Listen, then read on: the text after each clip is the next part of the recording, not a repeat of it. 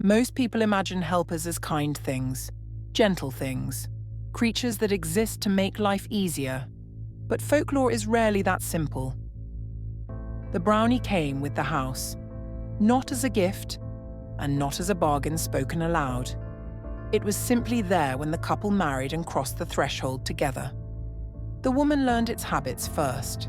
If she left a bowl of milk and oat bread by the hearth each night, the house woke cleaner than it had been left. Ashes were neatly gathered, tools straightened, the latch mended before it failed. Her husband called it superstition. Still, he never touched the bowl. For 3 years, the house prospered quietly.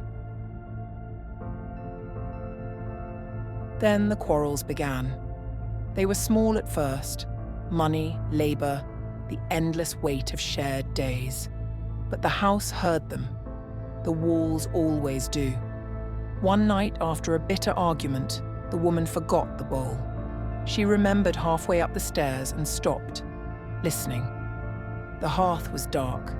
Nothing waited there. She told herself it did not matter. Once meant nothing. By morning, the floor was swept, but roughly. Ash streaked the stone instead of gathering neatly. A cup had been moved from the shelf to the table, set down hard enough to chip. Her husband laughed. "See? It manages without your offerings."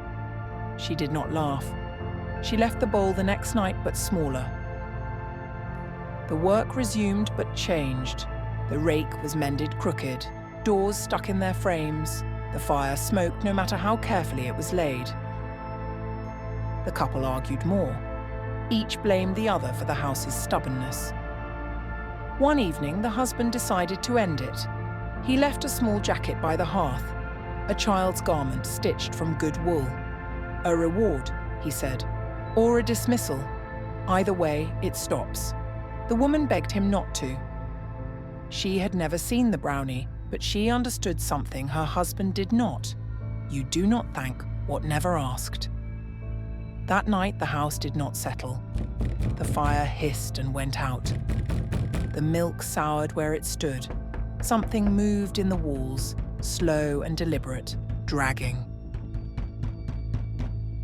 At dawn, the jacket lay on the table, folded. The sleeves had been twisted backward, the seams split and restitched in thick, uneven thread, pulled so tight the cloth puckered like clenched skin. The bowl was untouched. After that, the brownie still worked, but only at night and never kindly. Knives dulled themselves, grain spilled from sealed sacks. The bed frame loosened until it groaned with every turn. They argued more. The husband blamed the wife. "This is your fault," he shouted. The couple stopped speaking. They did not need to. The house spoke for them. This continued for some time until, one morning, the husband did not wake. He lay cold beside her, his face turned toward the hearth, mouth open as if he had been about to speak. The floor around the bed was spotless, too spotless. She fled before sunset. The house still stands. Travelers say it looks well kept from the road. Smoke rises from the chimney on cold nights. But no one leaves offerings there anymore. And no one wears wool near the hearth.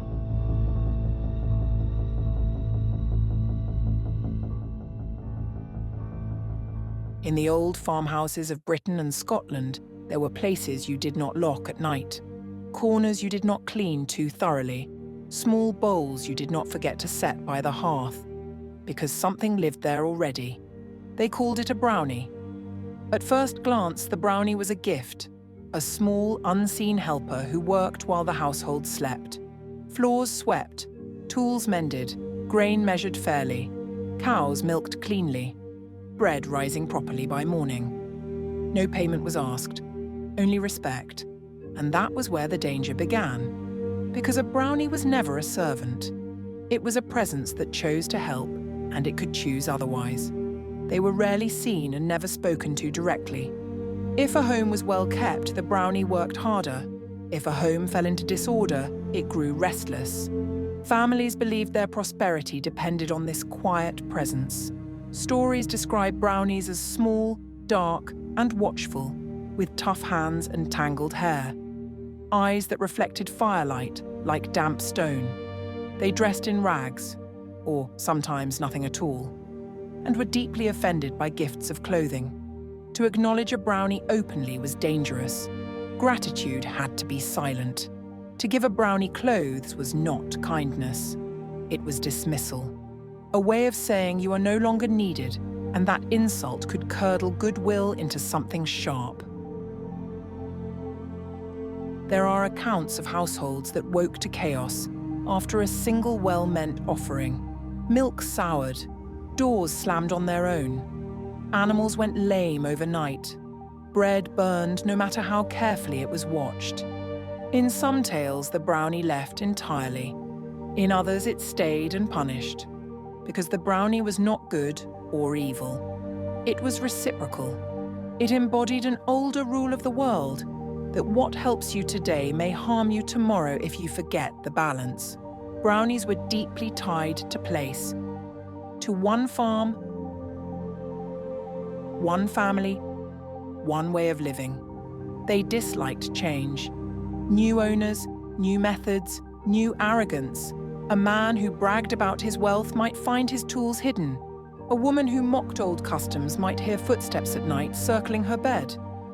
Not attacking, just reminding. There are stories where a brownie turned violent only after being laughed at, or named aloud too carelessly, or blamed for mistakes it had not caused.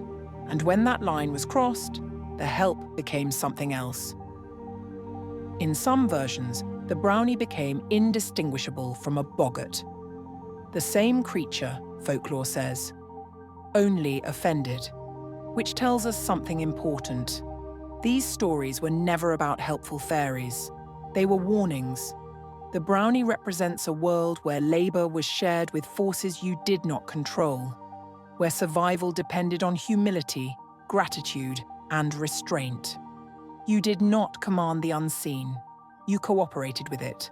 And when people forgot that, when they tried to dominate rather than live alongside, the helper became a mirror of their behavior. Sharp, petty, unforgiving. Brownies reflected the fragile balance of the household. They embodied the idea that care and respect created harmony and neglect bred chaos. These stories taught people how to live. The brownie was a moral presence, not enforcing law but expectation. To lose a brownie was to lose order itself. So if you ever hear the sound of work being done when no one is awake, if things around you improve without explanation, it might not be luck. It might be an agreement you didn't know you were part of. And agreements, once broken, are hard to mend.